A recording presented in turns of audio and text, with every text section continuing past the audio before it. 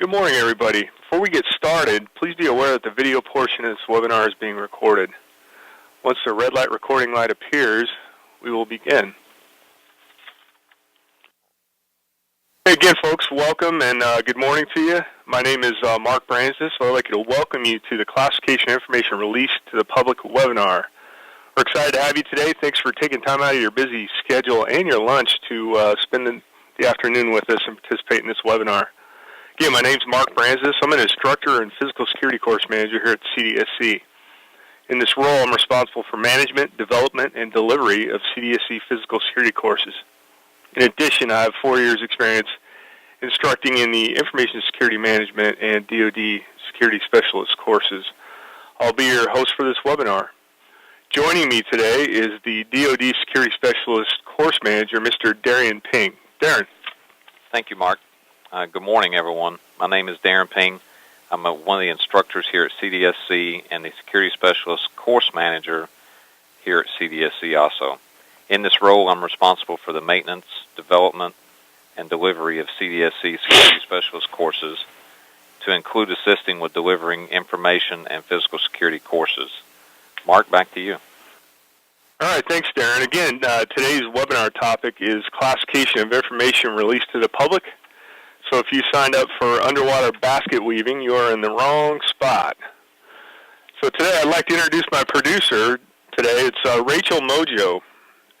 Before we get started, Rachel's going to provide you with the ground rules for today's webinar and some instruction on how to use the tools you'll need to participate today. Rachel. Okay, thank you, Mark. Let's take a quick tour of the DCO meeting room. In the bottom left-hand corner, you're going to find a notes box. This has the call-in number and other announcements as necessary. These notes will remain on screen throughout the webinar for your reference. If you want to maximize your view of the presentation, click the full screen button in the gray banner in the upper right-hand corner of your screen. However, when poll questions appear, you must click on full screen again to be able to respond to those poll questions. Speaking of poll questions, during this webinar, we'll be popping up some poll questions. You'll see an example of one on your screen. You simply select your answer and we'll provide some feedback. Additionally, there's a Q&A box on the right-hand side. And since your phone is muted, we can't hear you speaking with us, so if you have a question, just go ahead and enter it into the box. And periodically, we're also going to be asking some chat questions, and the chat box will move over top of where that Q&A box is. Just enter your response in there, and everyone will be able to see your responses. Finally, you'll see there's a file share box at the bottom of your screen. There are 3 files in this box. Please go ahead, download them, save the files to your computer. The slides from today's presentation are in there. You're able to jot down notes as the presenters give the presentation. Well, that's about it. I'll hand it back to you, Mark. Thanks, Rachel. Okay, so let's start off with a chat question and immediately check your skills in the DCO room here. So our chat question to lead off is, so we want you to start thinking about the webinar topic, the subject matter here. So there you were. You're sitting in your office. You're about to leave for lunch, and of course you get a phone call. On the phone is the local newspaper, and they want a comment from base security officials regarding a story in the newspaper that potentially contains classified information. So what I'd like you to do in your chat box, in 2 sentences or less, how would you handle this situation? Go ahead and comment. No comment. Neither confirm or deny. That's what I like to hear. Please contact our Public Affairs Office. Fantastic. Great, folks. Well, it looks like we got a good grasp on the topic today. So let's get into the course material here. So during our webinar today, we're going to discuss DoD guidance regarding the classification of information released to the public. This information is derived from DoD Manual 5200.01, Volume 1, Enclosure 4 specifically, and also there's a section on public media in Volume 3 that discusses when information is released to public media. So our main topics for today's webinar, first we're going to examine the controls needed if classified information is released without proper authority. We're going to discuss guidance related to reclassification of information released under proper authority. And then finally, we'll mention procedures needed if information that was declassified is released without proper authority. In addition, we'll reestablish the national policy guidance related to this topic, discuss the role of the National Declassification Center, and provide a case study example of how you can approach handling a situation when classified information is potentially released to the public. So what we're going to strive to do today is we're going to establish the guidance, briefly explain it to you. Then we're going to conduct some knowledge checks. The first one will be through case studies placed periodically throughout the webinar. And at the end of the webinar, we'll have some poll questions to, again, knowledge check you on what we discussed today. So let's begin with a poll question. So poll question number 1.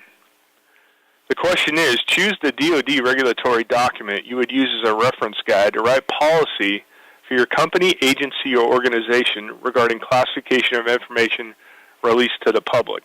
Is it A, DoD 5200.2-R, B, DoD Manual 5200.01 Volumes 1 and 3, C, DoD 5100.08-R, or D, DoD Instruction 2000.16. Please enter your responses. So great. Great, looks like we got it. We have almost 90% and rising answering with the correct response, with, in this case, is B, DoD Manual 5200.01 Volumes 1 and 3. So very good. So let's get into national policy. Let's talk about the framework and the guidance for this particular webinar topic. And we start with Executive Order 13526. It's classified national security information. Establishes a uniform system for classifying, safeguarding, and declassifying national security information. And it promotes the President's agenda of greater openness and transparency while enhancing national security. So our next step in our downward waterfall would be the Information Security Oversight Office's guidance, which is in the form of ISO CFR 32 Parts 2001 and 2003. The Information Security Oversight Office, or ISO, is responsible to the President for policy and oversight of the government-wide security classification system. It implements the President's policy through Information Security Oversight Office 32 CFR Parts 2001 and 2003, known as Classified National Security Information Final Rule. And in the particular case of this webinar, it's in Subpart D of Part 2001, and it'd be paragraphs 2001.30 to paragraph 2001.37. Now, most importantly for us, here in the Department of Defense, the Undersecretary of Defense for Intelligence within the DoD issues policies, directives, and memorandums related to intelligence and national security. This includes the Information Security Program. It implements policy through DoD Manuals 5200.01 Volumes 1 through 4, assigns responsibilities, and provides procedures in accordance with the Executive Order. For this particular topic, classification of information released to the public, this is again addressed in Volume 1, Enclosure 4, Paragraph 17, and then again, when it talks about public media, in Volume 3, Enclosure 6, Paragraph 7, and we have included those cutouts from the regulations in your file share box. You'll be able to see those and pull those down if you need them. Now, let's talk briefly about the National Declassification Center and why it's important to this topic matter. Before we get into that, I want to see if we know what we know about the National Declassification Center and what it does. So I've got a poll question number 2 here. Which of the following is or are the primary responsibilities of the National Declassification Center? Is it A, streamline declassification processes, B, facilitate quality assurance measures, C, implement standardized training for declassification of records determined to be of permanent historical value, or D, all of the above? Please select what response you would like. And I see most of the responses are D, at this point, upwards of 93%. Very good. The correct answer is D, all of the above. So with that, let's get into the overview of the National Declassification Center and its role. So what is the NDC? The National Declassification Center was established within the National Archives under the responsibility of the Archivist of the United States on 5 January 2010, and that's upon implementation of the Executive Order 13526. The Center was established to streamline declassification processes, facilitate quality assurance measures, and implement standardized training regarding the declassification of records determined to have permanent historical value. PHV and records material are those records that are exempted from automatic declassification. So if you're a holder of such records, any decision regarding those records will be processed through ISOO and the NDC where appropriate. The Director of NDC is appointed and removed by the Archivist in consultation with the Secretaries of State, Defense, Energy, Homeland Security, the Attorney General, and the Director of National Intelligence. The Director manages referrals in accordance with the Executive Order Section 3.3, Automatic Declassification. Now, I wanted to specifically cover NDC in this webinar topic for a couple of reasons. One, the Center is charged under the Executive Order to develop solutions to declassification challenges posed by the electronic environment, and we know how that's affecting us. So that's one key role of the NDC. Second role I wanted to mention was in regards to reclassification. Again, if the record, file series, or specific file is determined to be PHV, then the NDC will make internal classification reviews of PHV that has been released without proper authority or declassified and released. So let's get into our first main topic of our webinar, information released without proper authority. First thing is it may remain classified or may be declassified. Determination made by the OCA with jurisdiction over that information. Again, the OCA with jurisdiction over the information is going to make that determination. So the security managers, our goal will be to contact that OCA for a call. When a determination is made, that OCA will notify all known authorized holders, provide marking guidance if and when necessary, and advise the holder to take administrative action, i.e. applying corrective markings and controls to the documents that they hold. And finally, and most importantly, DoD personnel should not publicly acknowledge and release the release of classified information. Okay, let's transition to information appearing in the public media. Again, this is in Volume 3 of DoD 5200.01. First of all, we're going to make no comment or statements that confirm, verify, or substantiate the accuracy of the information. This is where you're going to have a clear and workable relationship with your public affairs office or officer, depending on how big your public affairs office is. We're going to notify the component or agency using appropriate channels, share with information you have the clearance and the need to know for that particular piece of information. And if unauthorized disclosure becomes widely known, the senior agency official should consider the workforce guidance. That is, how the employee population will respond to outside inquiries. Always follow your component agency and company guidance. So let's talk about how the Undersecretary of Defense plays a role in classified information released to the public. So USDI will consult with the Associate Secretary of Defense for Public Affairs and the owning officials. It will determine if released under proper authority, determine investigative responsibility, and decide whether to initiate an additional investigation. And obviously, they'll immediately notify the OCA with jurisdiction over that information for action. So, let me introduce you to Bob and our first case study.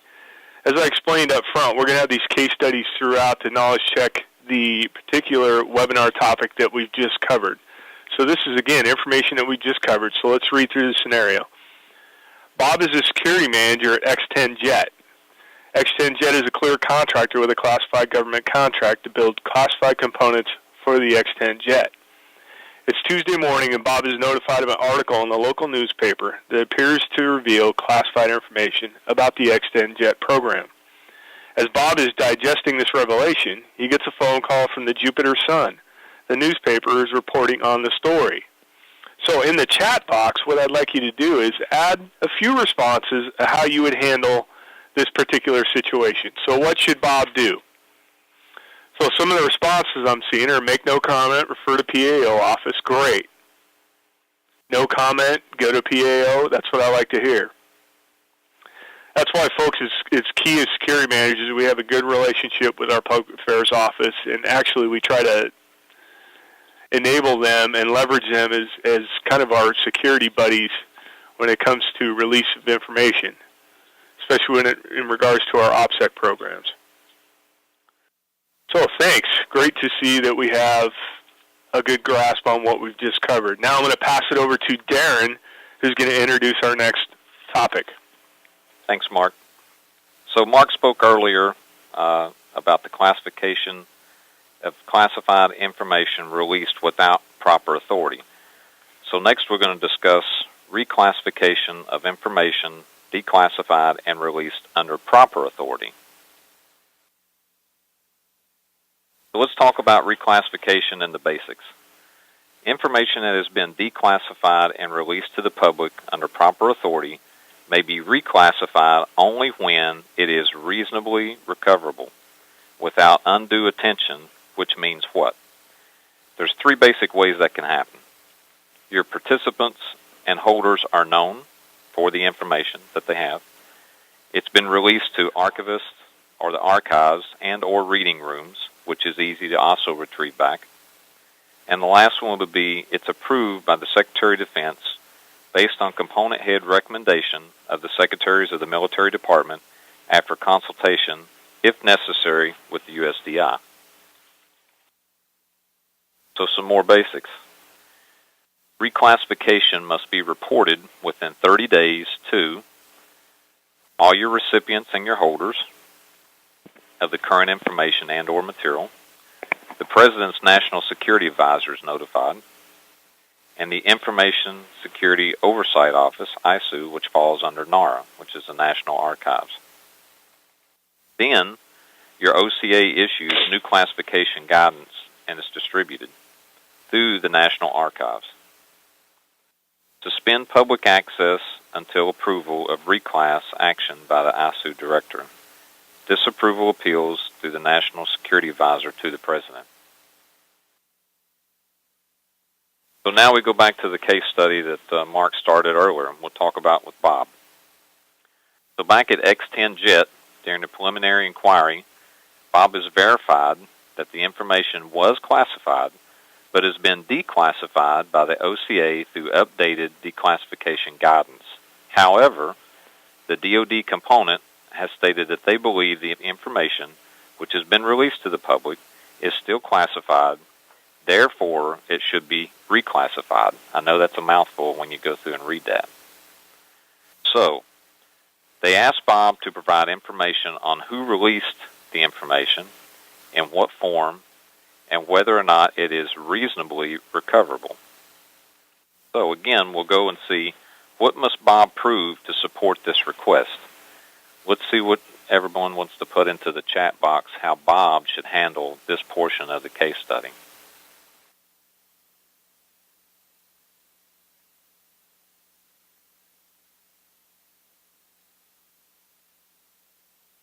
Great. We're getting some good answers coming in.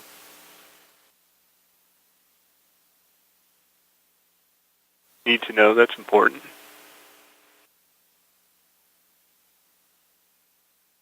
Big thing we go back to also is it reasonably recoverable. In other words, can we retrieve this information back? So I'll give you three things on the basics here for this part of the case study. Bob must be able to retrieve the information without causing undue attention to the fact that it once was classified, and in the process prove that it's reasonably recoverable. Next, he must determine who has the information, where they may have released the information, and to whom, and track down all possible holders of that information. Bob proves that it is reasonably recoverable, the Secretary of Defense, based on component head recommendation, can approve the reclassification of the information and/or material.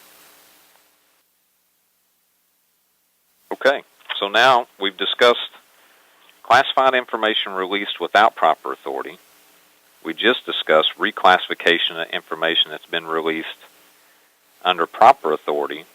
And now the last piece we'll get into is information declassified and released with proper authority. But first, let's go into a poll question. Poll question number 3. Classified information that has been declassified without proper authority is A, is considered unclassified and releasable to the public. B, will be downgraded one classification level pending approval from the OCA. C, should be considered unclassified until a damage assessment can be completed. Or D, remains classified until declassified by the OCA with jurisdiction over the information. Wow, looks great. And the answer is D, and we're at 100%. So on into the rest of the information.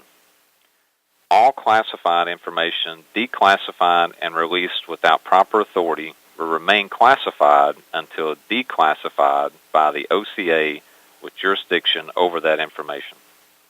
The document or materials shall continue to be protected at the originally assigned classification until the issue is resolved. Let's talk about some of the information that can be released to the public.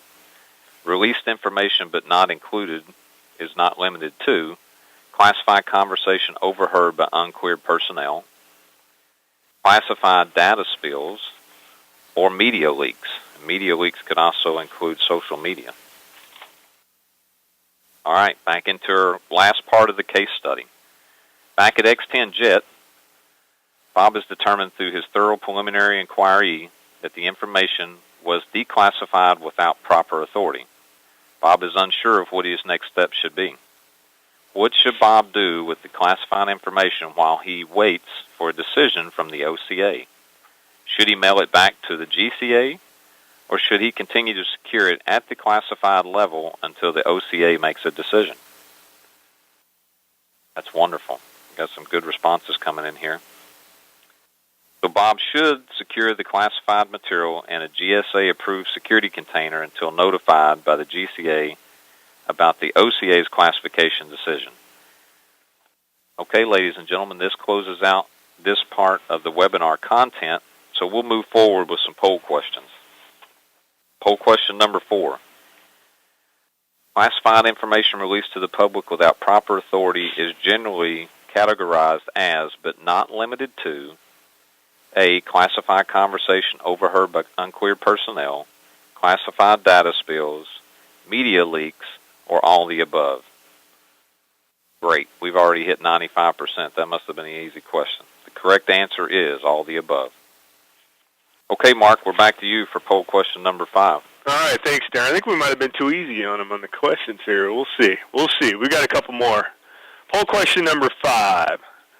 When the determination has been made that the information will remain classified, the OCA will, A, notify all known authorized holders of the decision, B, do nothing is required, C, provide correct marking guidance if required, or D, both A and C.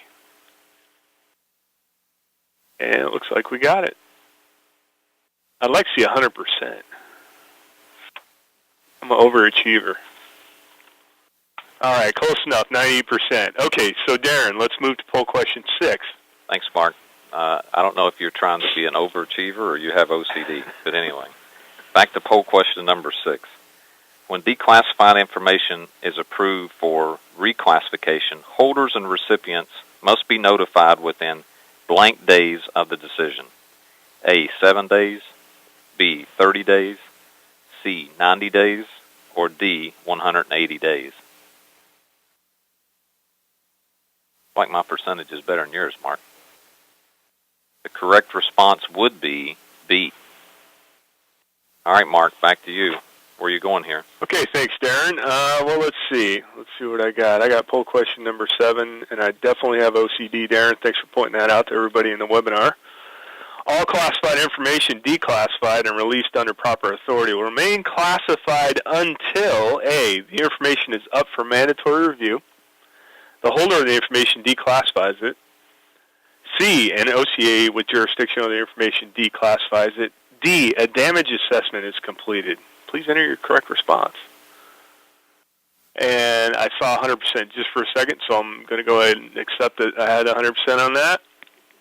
But we got 98.65. That's close enough. So good job, folks. All right, so let's move on. So in our webinar today, we covered classification information released without proper authority.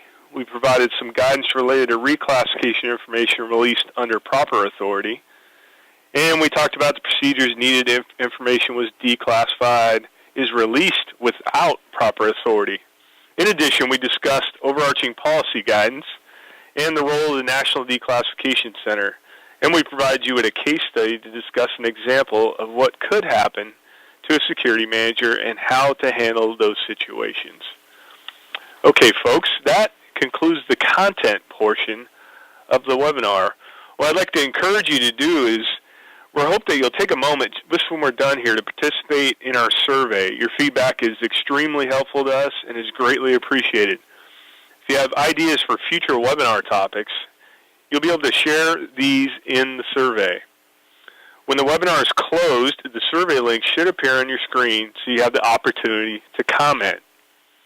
So our contacts and resources. Frequently asked questions from this webinar will be posted on the CDSE webinar website. You may also email information security training related questions to DSS at informationsecurity.training@dss.mil. So folks, thanks for attending the CDSE Classification Information Release to the Public webinar. And our next information security webinar will focus on security classification guides. That will be held on October 17th at the same times. We hope you'll join us for that presentation, and thanks for joining us for this presentation. Have a great day.